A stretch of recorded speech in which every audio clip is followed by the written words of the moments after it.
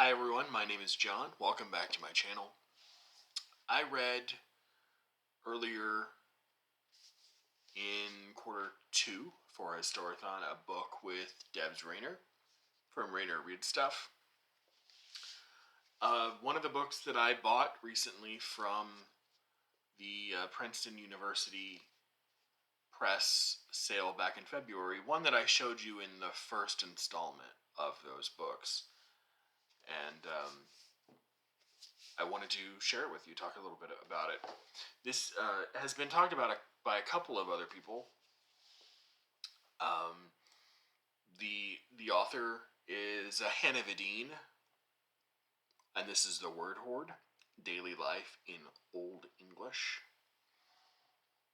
Hana Videen started a daily blog, about a decade ago, in which she collected and discussed words from Old English, the form of English that flourished from around 700 to around 1200, roughly, AD.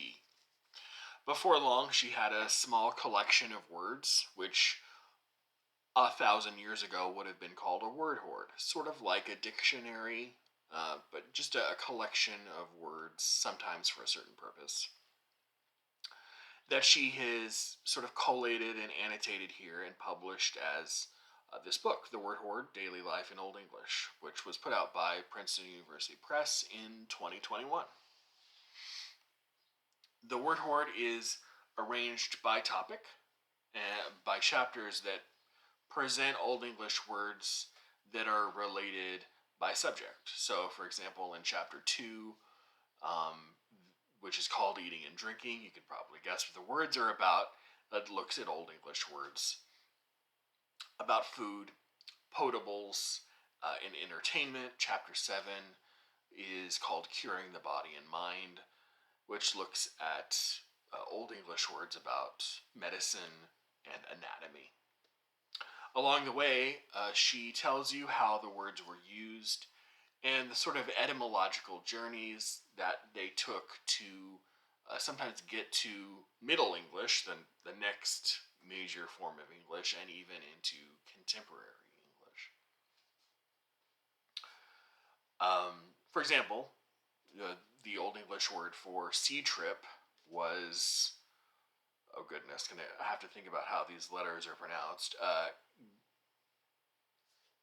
Gamen Wath, something like that. It's in the book. It literally means joyous path, which alludes to the serenity of sea travel, of maritime travel.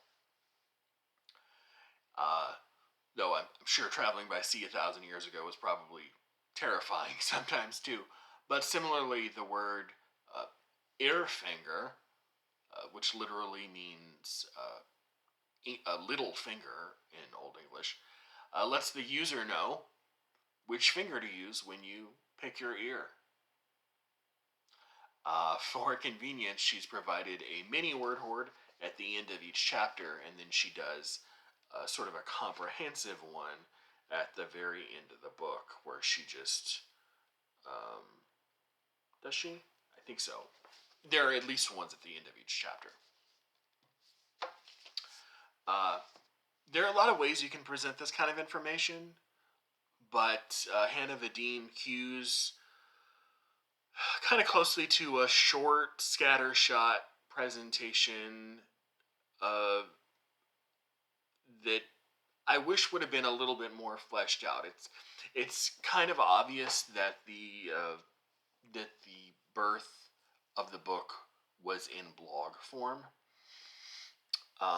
If you don't have a background in Old English or linguistics generally, you probably or if you do have a background, you may be able to retain this information a little bit longer than I did, because you'll sort of have the toolkit to be able to situate it in its appropriate place.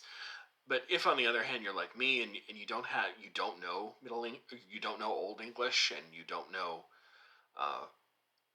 any of the linguistic structures or how to read it or how to conjugate verbs or anything like that, declensions, a lot of it is just going to it'll be interesting, but you won't remember it for very long. And it'll wash over you by the time you've gotten to the next chapter.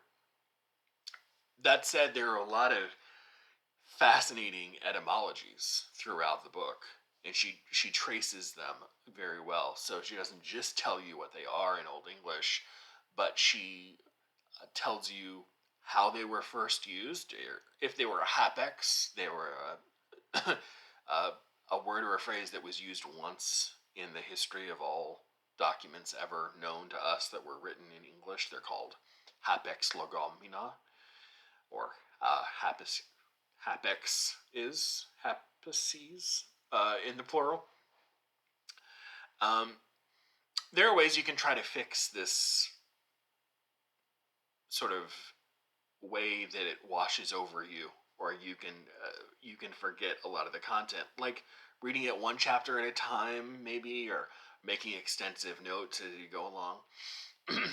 I didn't do one of these because I didn't think either one would have helped me, but it's really interesting material, but it was full of information I have already forgotten pretty much, despite having just finished it a few weeks ago. Um, I think if I were to reread it and, like I said, write down everything I found interesting, well, I could fill a notebook because there are a lot of interesting insights and histories behind words. But one of the premises that she has in the book is that language, of course, is a living thing that's always changing, and we don't really think about that as we're speaking it. It becomes very clear when we read something written in the year 1000 or 900 or 1100 how much English has changed. But she focuses on a really historical understanding of the English language, which is something I appreciate because even if you look at language in the last 50 years, the way it's publicly used, it has also changed. Not as much as it's changed in the past 1,000 years, but has still changed.